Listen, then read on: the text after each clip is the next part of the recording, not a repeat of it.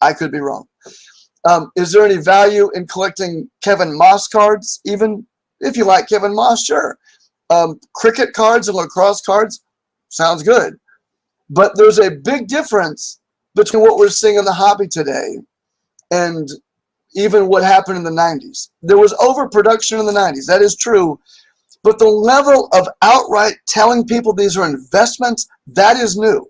That's something that hasn't. And the problem is, it's so unregulated. Who regulates the sports cards? YouTube influencers. Are they? Is it the FTC? Is it the SC? Who does it? Who says a card isn't worth? Hold on, look here. I've got a. Who is this guy?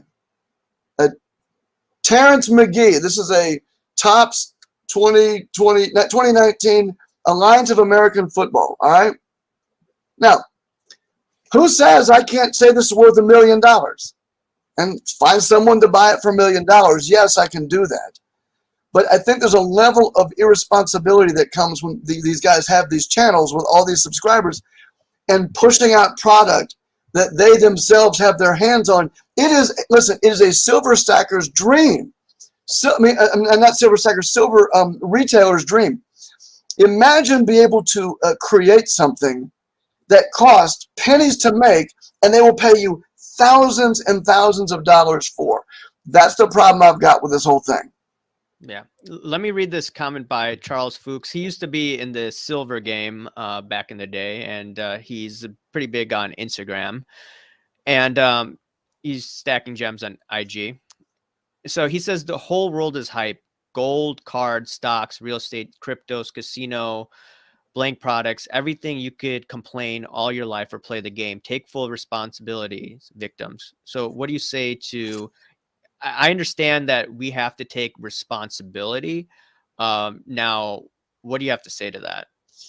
Well, first of all, I've followed Charles's work for years, and his comments have always been illustrative of a mindset of logic and critical thinking. And so there's a part of me that agrees with him just because it's from him. However, I'd like to look at this a little bit differently. 20 years ago, when I first started doing videos, well, I guess 2006, whatever that was, 16 years ago, that's kind of how I felt. It was, I was very much Ayn Rand. Hey, listen, it's all on you. You make your choices, whatever. However, the access to information that people have these days, and the speed with which information is thrown at people, and the disparate sources of information that will collude. I mean, you've got Wall Street now coming out with investing products for cards. You've got YouTubers talking about it. And you've got card shop owners, all of them saying the same thing. So it's kind of like blaming someone for going to their doctor, and then another doctor, and watching someone on TV and reading a magazine article. At some point, yes, it is on you to make the decision, but don't the sources of information have to be held to account? Now, I don't want to get too political here. I'm, as you know, a libertarian. I don't like government involvement in just about anything.